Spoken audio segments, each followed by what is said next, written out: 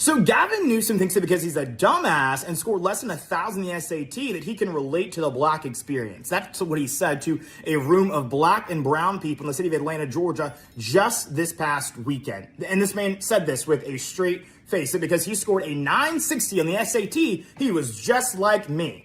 Well, Gavin, let me tell you something. I didn't score a 960 on the SAT. I scored a lot higher than that on the SAT. And by the way, a lack of academic performance or the ability to excel within school doesn't make you black. But what it does do, if you think that that does make you black, is that it makes you a racist, right? So it's so funny to me that the Democrats, while they no longer wear those white hooded robes that the KKK would run around in as they terrorize black people, they still find a way to remind us in ways big and small that they did used to wear those robes. Apparently, Gavin Newsom's heart still wears that robe because he thinks that being a dumbass makes you black. Gavin, you are disgusting in every which way, and this moment from this day will haunt you for a time long to come.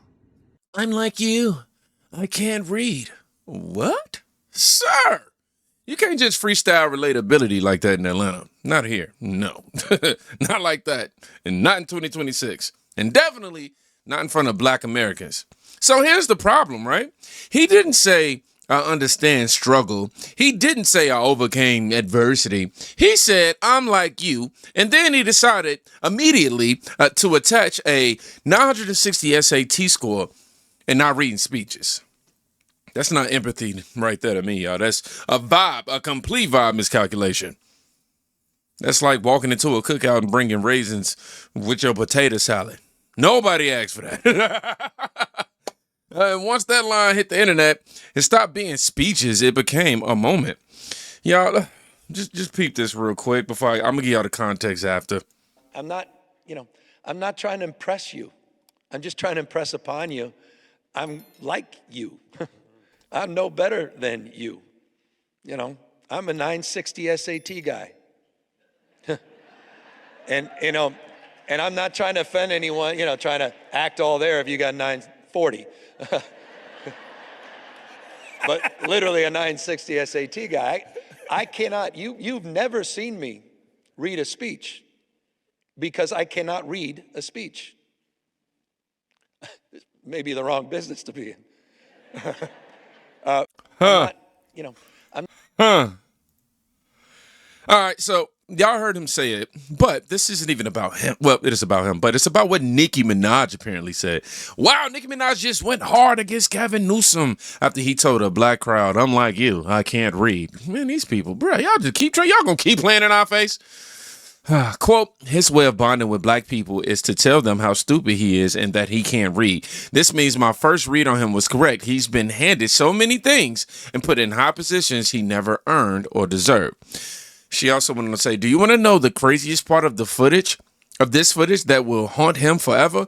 He's literally slowing his speech down and talking in a sporadic cadence. Then she wrote, he's not just telling them that they're all probably stupid and probably can't read. He's literally slowing down his speech to make them understand the words that are coming out of his mouth. Do you understand the words that are coming out of my mouth? If you know, you know. You know what I'm saying? As if they're children. That means he really believes they're slow. He's not just saying it. He didn't misspeak. He believes it. Now, when Nicki Minaj clocks you, man, it's no longer a policy debate. It's now cultural. And what she's reacting, what she was reacting to isn't, dyslexia, right? It's the instinct. Because the bonding formula felt like this. Step 1, identify the audience. Step 2, lower yourself academically, And step 3, call it humility. That's not strategy, y'all. It's misreading the room. And the room got Wi-Fi. So now, we're going to have this right here join the group chat. Gavin Newsom's out here playing 7D chess. Check this out. I'm not trying to impress you. I'm just trying to impress upon you. I'm like you. I'm no better than you. I'm a 960 SAT guy. And I'm not trying to offend anyone, trying to act all there if you got 940. but literally a 960 SAT guy. I cannot, you've never seen me read a speech because I cannot read a speech. Maybe the wrong business to be in. Oh, black people love that. They love being told how fucking stupid they are from their white liberal masters. Look at this stupid idiot taking these insults to the face and trying to laugh about it. But literally, I can't read, you can't read. Maybe we should just run the country together. Oh yeah, he's just like us. We should vote for him. This man called everybody in the room a bunch of retards to the face. To the face. You sat there and giggled about it. Get your head in the game, man. He don't like you. He don't want to do nothing for you. He just wants you to vote for him. Wake up already. San Francisco is on fire. Shoplifting everywhere and he's too busy banning plastic straws. Man, the soundtracks today.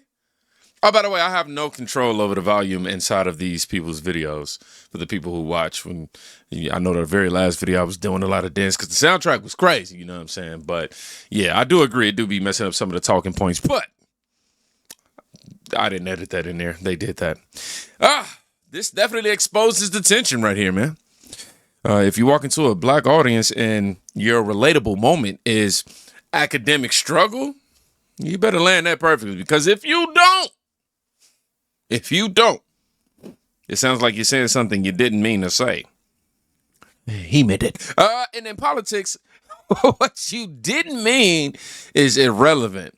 Perception writes the headline. Now I want y'all to watch how perception escalates. Because right before we went to break, you asked me what country was I living in. This one that we just went through. You should be the country happy that to live did here. the country that just did what they did. So for you to sit here and act like you just didn't say, what country are you talking about? What country, puts people in jail wrong? What country enslaves folks, which is pretty much the private prison system? What country does this? You can't possibly be a history buff and also say that as well. Let me give you how bad it can be. The Romans used to burn to the ground. You can't never give me how bad it could be. You earth. could never give me how bad it could be. I live it on a daily basis, baby. I live it on a daily basis, honey. They were bad I dudes. live it on a daily basis. You can never tell me how bad it could be. But I would encourage you to actually be the history buff that you claim that you are. Well, Listen to this part, y'all. I know y'all seen me zoom out, come in, but I had to make sure I let y'all know to listen to what's about to happen. That you claim that you are, Well, where do and you really wanna get some move to? understanding. It's not about me. I'm not going nowhere. I'm staying right here. The question You don't need to give me no visa to train. Kevin, I I'm think better. the I'm question staying here right would here. be, like North guys, Because right before we went to break, you asked me what country. He said, well, where do you want to move to? Oh, man, did y'all catch that exchange, man? Come on. I mean, you did. I know you just watched it, but, I got to ask. I'm a commentator, One side says, I live it daily. She over here, all arrogantly black. We be so arrogant about our blackness, like we literally had a choice. Like, and then the other side said, which is the side I'm on, he's going, hey, where do you want to move? I'll get you a plane ticket. Where you want to go? You know what I mean? That's not an argument. That's two completely different Americas talking past each other. One America sees systemic ceiling and that victimhood, victimhood narrative. The other sees historical progress. And they don't think they're crazy at all. This is why moments like this explode, because they tap into something deeper than one sentence. Now, let's go deeper. Do you know what voter ID is? Yeah, of course I know what voter ID is. It's not necessary. Voter fraud in this country is not an issue, and it never really has been. Do you guys have an ID? Yeah. An ID? Yeah. Yeah. It restrict probably minority rights. People don't have access to getting IDs, so that would have an effect if it did pass. Do you think it's racist to ask every American citizen to present an ID when they go to vote? No. No? Republicans, their current strategy is to add as many barriers as possible to voting, which is what happened in the Jim Crow era. That's where that comparison comes from, and I don't think it's wrong to make comparisons. Now, Do you think it's a fair comparison? I think it's a fair comparison. How would it affect minorities? Oh God, I hit the talking point. Do you have an ID? Yeah. Okay, all right. Do you have an ID? Yeah. Do you have an ID? I have an ID. You have an ID. Okay, all right. Do you have an ID? I do. So you have an ID though? I have an ID. I just don't believe in paperwork. I think it would put too much strain on people who are working class who aren't able to file it.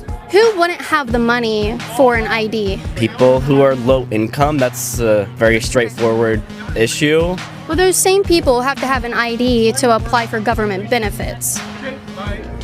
Okay. They said that about me? Like Yeah. a brown person? Mm-hmm. That's pretty racist. As a brown man, do you know where the DMV is to get a license?